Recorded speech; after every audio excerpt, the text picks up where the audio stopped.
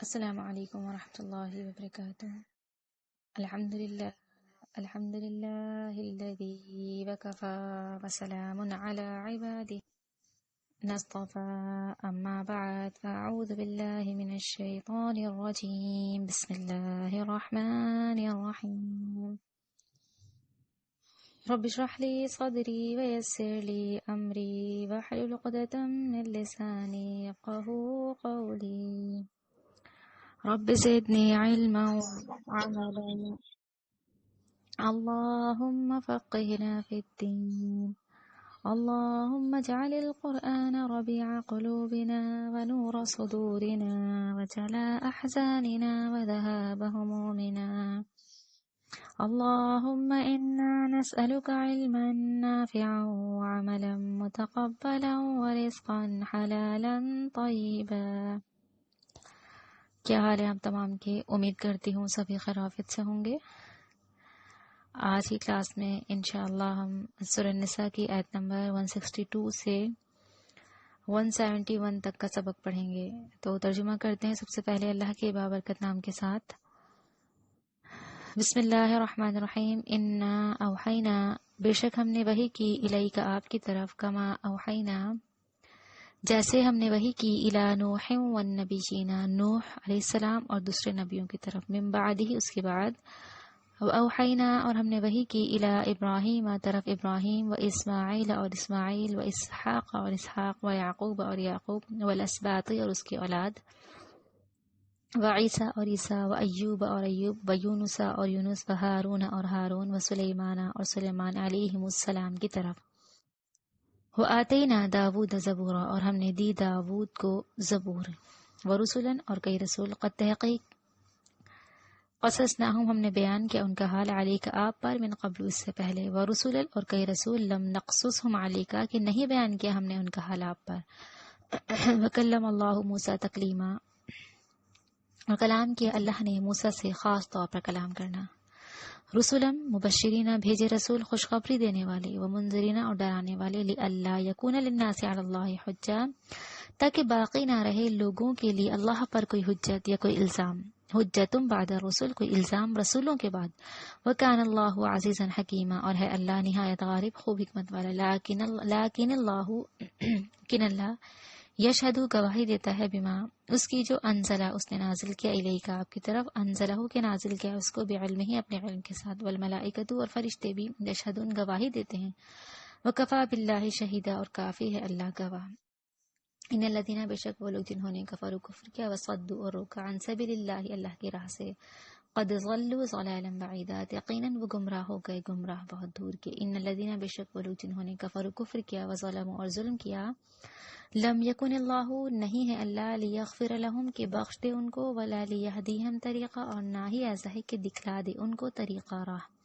الا مگر طریقہ جہنم راہ جہنم کی، خالدین فیہا ابدا وہ رہیں گے اس میں ہمیشہ ابد تک، وکان ذلک علی اللہ یسیرا اور ہے یہ اللہ پر بہت آسان، یا ایہا الناس اے لوگو، قد جاءکم الرسول تحقیق آ گیا تمہارے پاس یہ رسول، بالحق کی حق لے کر، من ربکم تمہارے رب کی طرف سے، فآمنوا بس تم ایمان لاؤ، خیر لکم ہوگا یہ بہتر تمہارے لیے، وان تکفروا اور اگر تم کفر کرو گے، فإن للہ پس بے شک اللہ ہی کا ہے، ما فی السماوات والارض جو کچھ ہے آسمانوں میں اور زمین میں، وکان اللہ علیما حکیما اور ہے اللہ خوب جاننے والا بڑا حکمت والا، یا اہل الکتاب اے اہل کتاب، لا تغلو نہ تم غلو کرو، فی دینکم اپنے دین میں، ولا تقولو اور نہ تم کہو، علی اللہ اللہ کے بارے میں، الا الحق مگر حق بات، انما المسیح عیسی ابن مریم بس مسیح عیسیٰ ابن مریم تو رسول اللہ اللہ کا رسول، و کلمۃ اور اس کا کلمہ ہی ہے، القاہا جس کو اس نے ڈالا، الی مریم مریم کی طرف، و روح منہ اور روح ہے اس کی طرف سے، فآمنوا پس تم ایمان لاؤ، باللہ اللہ و رسول اور اس کے رسولوں پر، ولا تقولوا ثلاثہ اور نہ تم کہو کہ معبود تین ہیں، انتہو باز آ جاؤ، خیر لکم ہوگا بہتر تمہارے لیے، انما اللہ الہ واحد بس اللہ ہی ہے معبود اکیلا، سبحانہ وہ پاک ہے، ان یکون لہ ولد اس سے کہ ہو اس کی اولاد کوئی، لہو اسی کا ہے، ما فی السماوات و ما فی الارض جو کچھ ہے آسمانوں میں اور جو کچھ ہے زمین میں، وکفی باللہ وکیلا اور کافی ہے اللہ کارساز۔ یہاں پہ ہم نے ترجمہ کر لیا۔ اب اس کی تفسیر سمجھتے ہیں۔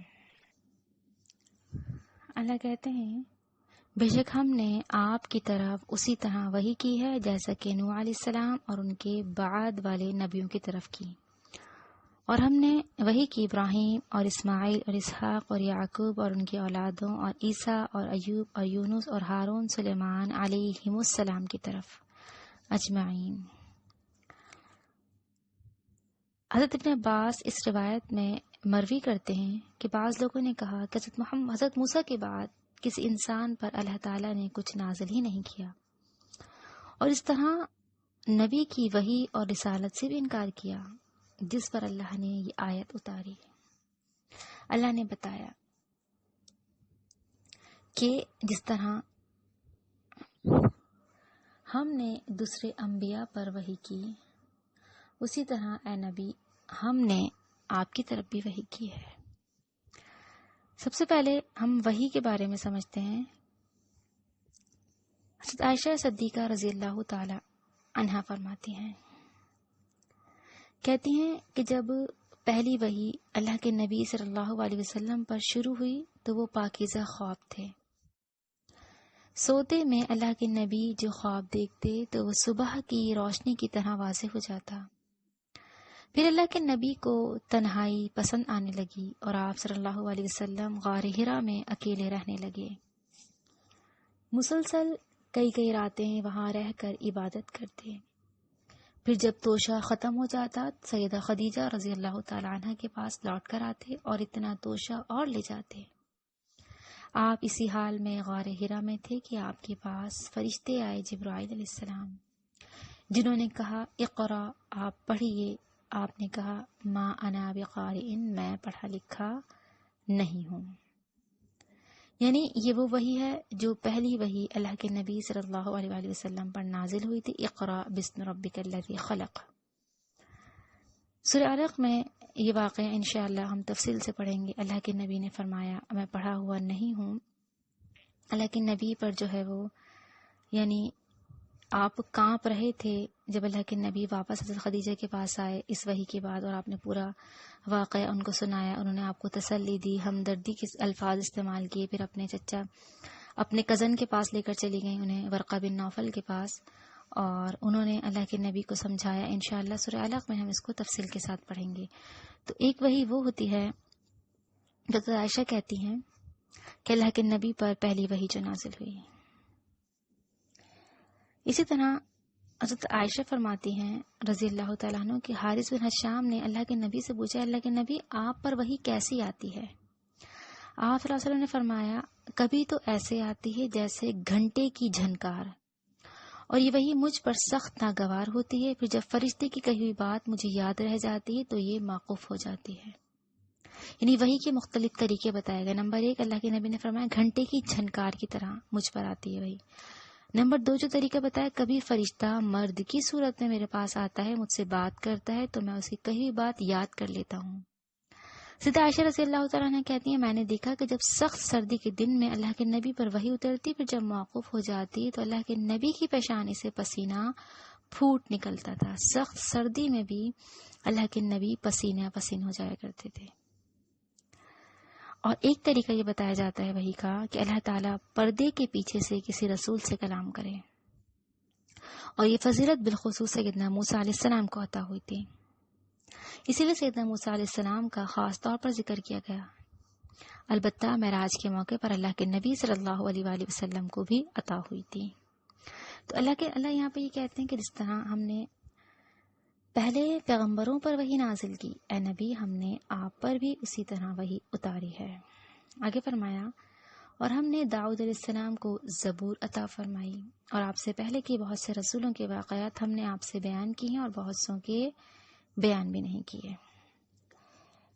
وہ انبیاء کرام، وہ رسول جن کے اسماء گرامی اور ان کے واقعات قرآن مجید میں ملتے ہیں، مفسرین کرام نے ان کی تعداد 24 یا 25 بتائی ہے۔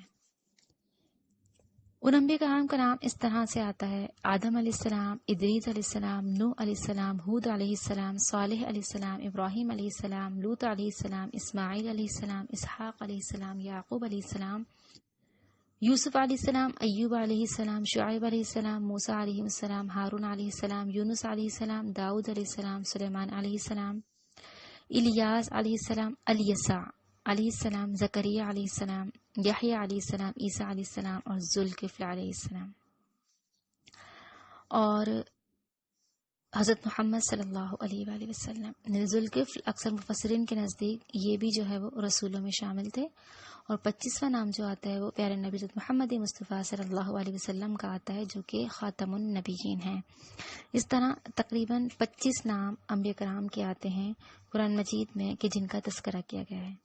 اللہ کہتے ہیں بہت سوں کو ہم نے ذکر کیا اور بہت سے رسول ایسے بھی ہیں کہ ہم نے ان کا تذکرہ نہیں کیا، آپ سے بیان نہیں کیے. اب دیکھیے جن انبیاء اور رسول کے نام اور واقعات قرآن مجید میں بیان نہیں کیے گئے ان کی تعداد کتنی ہے تو یہ اللہ ہی بہتر جانتے ہیں. بہت سی روایت میں آتا ہے کہ وہ 1,24,000 تھے اور ایک حدیث میں آتا ہے کہ تقریباً 8,000 تھے. لیکن مفسرین کرام لکھتے ہیں کہ یہ ضعیف روایات ہیں، لہٰذا اللہ ہی بہتر جانتے ہیں ان کی تعداد. اللہ ہی کو پتہ ہے کہ اللہ نے کتنے انبیاء اور رسول کو دنیا میں مبعوث فرمایا.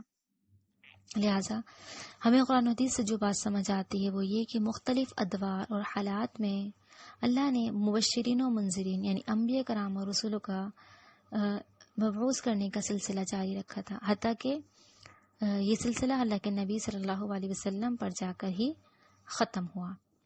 اب ان کی صحیح تعداد اللہ ہی جانتے ہیں. اب اللہ کے نبی کے بعد اگر کوئی نبوت کا دعوے دار سامنے آتا ہے تو وہ سارے کے سارے جھوٹے ہیں. نبوت کا جھوٹا جو ہے وہ اپنے سر لینا چاہتے ہیں نبوت کو. فرمائے سب دجال ہیں، کذاب ہیں. ان کی جھوٹی نبوت پر ایمان لانے والے بھی دار اسلام سے خارج ہو جاتے ہیں. تو اللہ کے نبی صلی اللہ علیہ وآلہ وسلم آخری نبی تھے، آپ کے بعد کوئی بھی مبعوث نہیں ہوا. پھر اللہ کہتے ہیں اور موسیٰ علیہ السلام سے اللہ تعالیٰ نے صاف طور پر کلام کیا. یعنی موسیٰ علیہ السلام کی یہ وہ خاص صفت ہے جس میں وہ دوسرے انبیاء سے ممتاز ہیں. لہٰذا امام ابن کثیر نے اس صفت ہم کلامی میں حضرت آدم علیہ السلام اور حضرت محمد صلی اللہ علیہ وسلم کو بھی شریک مانا ہے کہ اللہ نے ان دونوں سے بھی کلام کیا تھا. لیکن یہاں پر اللہ نے خاص طور پر موسیٰ علیہ السلام کا تذکرہ کیا. ہم نے انہیں رسول بنایا ہے، خوشخبریاں سنانے والا اور آگاہ کرنے والا. اللہ کہتے ہیں یہ نبی وہ نبی ہیں جو ایمان والوں کو جنت اور اس کی نعمتوں کی خوشخبری دیتے ہیں اور کافروں کو اللہ کے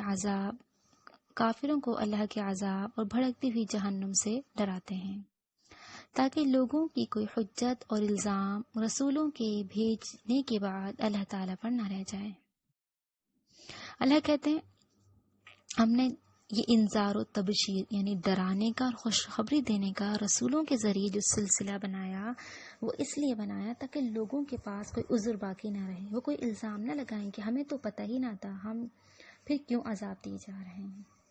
اللہ ایک مقام پہ کہتے ہیں سورۃ طٰہٰ میں وَلَوْ أَنَّ أَهْلَكْنَاهُمْ بِعَذَابٍ مِّن قَبْلِ لَقَالُوا رَبَّنَا لَوْلَا أَرْسَلْتَ إِلَيْنَا رَسُولًا فَنَتَّبِعَ آيَاتِكَ مِن قَبْلِ أَن نَّذِلَّ وَنَخْزَىٰ.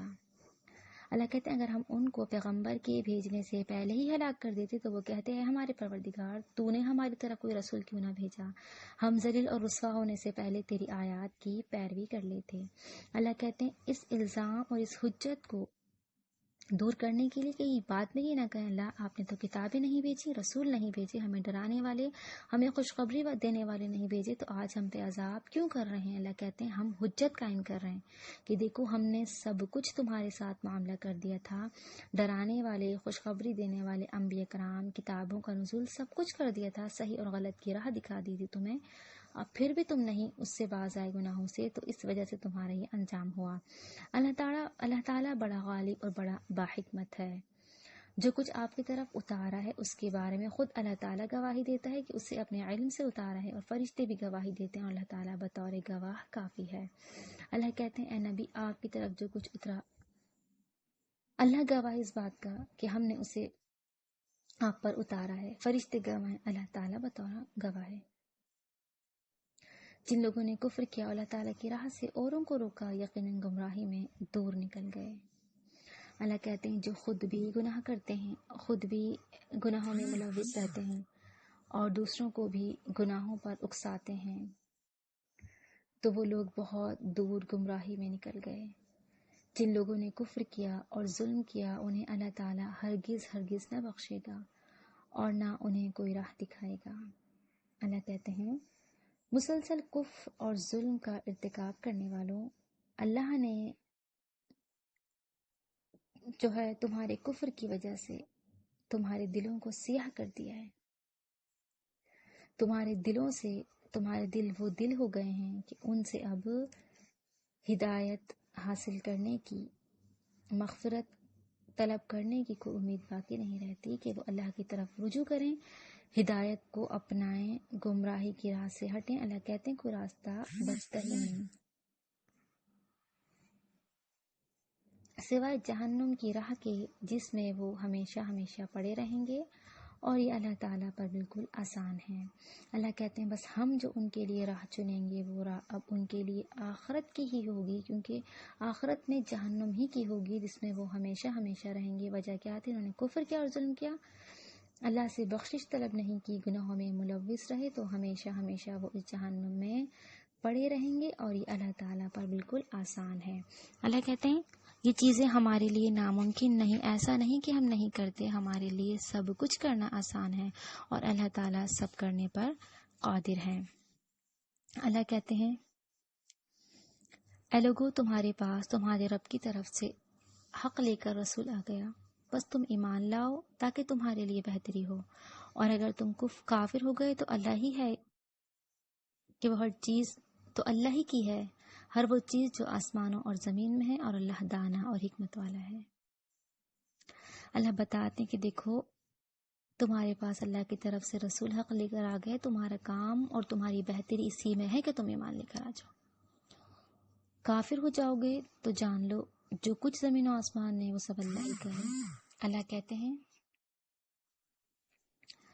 تمہارے کفر سے اللہ کا کیا بگڑے گا، جیسے حضرت موسیٰ علیہ السلام نے اپنی قوم سے فرمایا تھا ان تکفروا انتم ومن فی الارض جميعا فان اللہ لغنی حمید، اگر تم اور روئے زمین پر بسنے والے سب کے سب کفر کا راستہ اختیار کر لیں تو وہ اللہ کا کیا بگاڑیں گے، یقیناً اللہ تعالیٰ تو بے پرواہ تعریف کیا گیا ہے۔ حدیث قدسی میں آتا ہے اللہ تعالیٰ فرماتے ہیں اے میرے بندو، اگر تمہارے اول و آخر تمام انسان اور جن اس ایک آدمی کے دل کی طرح ہو جائیں جو تم میں سب سے زیادہ متقی ہے، تو اس سے میری بادشاہی میں اضافہ نہیں ہوگا، اور اگر تمہارے اول و آخر اور انس و جن اس ایک آدمی کے دل کی طرح ہو جائیں جو تم میں سب سے بڑا نافرمان ہو، تو اس سے میری بادشاہی میں کوئی کمی نہیں ہوگی۔ اے میرے بندو، اگر تم سب ایک میدان میں جمع ہو جاؤ اور مجھ سے سوال کرو، اور میں ہر انسان کو اس کے سوال کے مطابق عطا کروں، تو اس سے میرے خزانے میں اتنی ہی کمی ہوگی جتنی سوئی کے سمندر میں ڈبو کر نکالنے سے سمندر کے پانی میں ہوتی ہے۔ یعنی اللہ کہتے ہیں تم ایمان لے کر آؤ یا تم کفر کرو، ظلم کرو، اللہ کا کچھ نہیں بگاڑو گے، تم اپنا ہی نقصان کرتے ہو۔ تمام کے تمام بادشاہت جو کچھ ہے زمین و آسمان میں اللہ کا ہے، اللہ دانا اور حکمت والا ہے۔ اہل کتاب، اپنے دین کے بارے میں حد سے نہ گزر جاؤ، اور اللہ پر سوائے حق کے اور کوئی بات نہ کہنا۔ یہاں پر لفظ ہے لا تغلو، غلو کا مطلب ہوتا ہے کسی چیز کو اس کی حد سے بڑھا دینا، جیسے عیسائیوں نے حضرت عیسیٰ علیہ السلام اور ان کی والدہ کے بارے میں کیا کہ انہیں رسالت و بندگی کے مقامات سے ہٹا کر الوہیت کے مقام پر یعنی اللہ اور معبودیت کے مقام پر فائز کر دیا، اور ان کی اللہ کی طرح نعوذ باللہ عبادت کرنے لگے۔ اسی طرح عیسائی کے پیروکاروں کو بھی غلو کا مظاہرہ کرتے ہوئے معصوم بنا ڈالا اور ان کو حرام و حلال کے اختیار سے نواز دیا۔ اللہ ایک مقام پہ کہتے ہیں انہوں نے اپنے علماء اور درویشوں کو اللہ کے سوا رب بنا لیا۔ یہ رب بنانا حدیث کے مطابق ان کی حلال کی کو حلال اور حرام کی کو حرام سمجھنا ہے، حالانکہ یہ اختیار تو صرف اللہ کو حاصل ہے، لیکن یہ اہل کتاب نے یہ حق بھی اپنے علماء وغیرہ کو دے دیا۔ جیسے کہ اللہ کے نبی نے عیسائیوں کے اس غلو کے متعلق اپنی امت کو حکم دیا تھا کہ تم مجھے اس طرح سے حد سے نہ بڑھا دینا جس طرح عیسائیوں نے حضرت عیسیٰ ابن مریم کو بڑھایا تھا۔ میں تو صرف اللہ کا بندہ ہوں، بس تم مجھے اس کا بندہ اور اس کا رسول ہی ماننا ہے۔ گویا افسوس ہے امت محمدیہ پر کہ وہ بھی اس غلو سے محفوظ نہ رہ سکی جس میں عیسائی ملوث تھے. جس طرح سے عیسائیوں نے عیسیٰ علیہ السلام کو پہنچاتے تھے الوہیت تک، اس طرح امت محمدیہ نے اللہ کے نبی کے اندر وہ صفات جو ہے وہ منسوب کرنی شروع کر دی جو اللہ کے اندر منسوب ہوتی ہیں. فرمایا اللہ کے نبی نے تو خود منع کیا تھا کہ میرے ساتھ وہ معاملہ نہ کرنا جو عیسائیوں نے عیسیٰ علیہ السلام کے ساتھ کیا تھا. فرمایا مسیح عیسیٰ ابن مریم تو صرف اللہ کے رسول اور اس کے حکم ہیں جس سے مریم علیہ السلام کی طرف ڈال دیا گیا تھا اور اس کے پاس کی روح ہے. اللہ کے نبی نے ایک مقام پہ فرمایا تھا کہ تم بالش بالش اور ہاتھ ہاتھ ضرور پچھلی امتوں کی پیروی کرو گے، یقیناً یعنی ان کے قدم قدم چلو گے. اور آج ایسا ہی ہو رہا کہ امت محمدیہ بھی ان گناہوں سے بچی ہوئی نہیں ہے جو پچھلی امتیں کیا کرتی تھیں. اللہ کہتے ہیں عیسیٰ کون ہیں؟ اللہ کے رسول ہیں اور اس کے حکم ہیں جس سے مریم علیہ السلام کی طرف ڈال دیا گیا تھا. کلمت اللہ کا مطلب ہے کہ اللہ نے عیسیٰ علیہ السلام کی لفظ کن سے بغیر باپ کے پرورش کی تھی. یعنی عیسیٰ علیہ السلام ہم نے پہلے بھی پڑھا تھا عیسیٰ ابن مریم بن باپ کے پیدا ہوئے تھے، اور یہ لفظ جبرائیل کے ذریعے سے حضرت مریم تک پہنچایا گیا تھا. روح اللہ کا مطلب وہ نفخہ ہے، وہ پھونک ہے جو حضرت جبرائیل علیہ السلام نے اللہ کے حکم سے حضرت مریم کے گریبان میں پھونکی تھی، جس سے اللہ تعالیٰ نے باپ کے نطفے کی قائم مقام کر دیا تھا. یعنی جبرائیل علیہ السلام جب حضرت عیسیٰ علیہ السلام کی خوشخبری دینے کے لیے آئے تھے حضرت مریم کے پاس، تو انہوں نے اللہ کے حکم سے ان کے گریبان میں ایک پھونک مار دی، اس کو نفخہ کہتے ہیں. تو اس پھونک کی وجہ سے اللہ نے ان کو نطفہ ٹھہرا دیا تھا. ٹھیک ہے نا، یعنی وہ پھونک ان کے لیے باپ کے نطفے کی قائم مقام ہو گئی کہ اللہ نے بن باپ کے عیسیٰ علیہ السلام کو پیدا کر دیا. یوں عیسیٰ علیہ السلام اللہ کا کلمہ بھی ہیں جو فرشتے نے حضرت مریم کی طرف ڈالا، اور اس کی وہ روح ہے جسے لے کر جبرائیل علیہ السلام مریم کی طرف بھیجے گئے.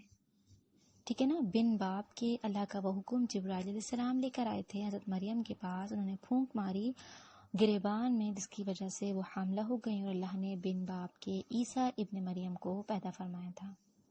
ٹھیک ہے، آگے بڑھتے ہیں. اس لیے کہ تم اللہ کو اور اس کے سب رسولوں کو مانو اور نہ کہو کہ اللہ تین ہے. عیسائیوں کے کئی فرقے ہیں، وہی کہ کوئی حضرت عیسیٰ علیہ السلام کو اللہ، بعض اللہ کا شریک اور بعض اللہ کا بیٹا مانتے ہیں. یعنی عیسیٰ علیہ السلام کو ثالث ثلاثہ کہتے ہیں، وہ تین میں سے ایک ہیں، یعنی ان کو معبود فرمایا. اللہ نے فرمایا ایسا کہنے سے باز آ جاؤ. یعنی عیسائیوں نے حضرت عیسیٰ علیہ السلام میں بھی الوہیت، معبود ہونے کی چیزیں ظاہر کرنا شروع کر دی تھی کہ یہ بھی معبود ہیں، اور حضرت مریم کو بھی کہتے تھے کہ ان میں بھی الوہیت کی خصوصیات پائی جاتی ہیں. تو اللہ بتانا چاہتے ہیں کہ دیکھو یہ دونوں والدہ اور بیٹا دونوں تو مخلوق ہیں، دونوں کھاتے پیتے ہیں، تمہاری طرح کے انسان ہیں، ان میں کس طرح سے وہ صفات پائی جا سکتی ہیں جو ایک اللہ میں پائی جاتی ہیں. اللہ نے بتا دیا دیکھو ایسا نہ کرو، اللہ کے مقام کسی کو کھڑا نہ کرو. یہ نہ کہو کہ اللہ کے ساتھ عیسیٰ علیہ السلام بھی رب ہو گئے ہیں اور ان کی والدہ مریم علیہ السلام بھی ہو گئی ہیں. جو تم کہتے ہو کہ اللہ تین ہے، اللہ نے اس سے منع فرما دیا. ایسے ثالث ثلاثہ نہ کہو کہ حضرت عیسیٰ یعنی تین میں سے ایک ہونے کے قائل ہیں کہ عیسیٰ علیہ السلام تین خداؤں میں سے ایک خدا ہیں. اللہ کہتے ہیں ایسا نہ کرو، اس سے باز آ جاؤ، تمہارے لیے اسی میں بہتری ہے. عبادت کے لائق تو صرف اللہ ہی کی ذات ہے، وہ اس سے پاک ہے کہ اس کی اولاد اسی کے لیے ہے جو کچھ آسمانوں میں اور زمین میں، اور جو کچھ آسمانوں میں ہے اور جو کچھ زمین میں ہے، اور اللہ کافی ہے کام بنانے والا. اللہ نے بتایا دیکھو ان چیزوں سے باز آ جاؤ جو تم کہہ رہے ہو کہ اللہ ثالث ثلاثہ ہے، یعنی حضرت عیسیٰ تین خداؤں میں سے خدا ہیں. اللہ کی معبودیت، اس کی الوہیت میں تم عیسیٰ کو بھی اور ان کی والدہ کو بھی شریک ٹھہرا رہے ہو، یہ بہت غلط ہے، اس سے باز آ جاؤ. اللہ نے بتا دیا عبادت کے لائق اور مستحق صرف اللہ ہی کی ذات ہے، وہ اس سے پاک ہے جو تم کر رہے ہو، جو تم کہہ رہے ہو. تمام کے تمام اختیارات، تمام کے تمام چیزیں جو کچھ آسمان و زمین میں ہے، سب اللہ ہی کے لیے ہیں، اور اللہ کافی ہے کام بنانے والا. تو یہاں پر اس طرح ہم نے الحمدللہ آیت نمبر 171 تک اپنی تفسیر مکمل کر لی سورہ نساء کی۔ اللہ تعالی ہم تمام پہ اپنا رحم فرمائے، ہم سے راضی ہو جائے، ہمارے گناہوں کو بخش دے۔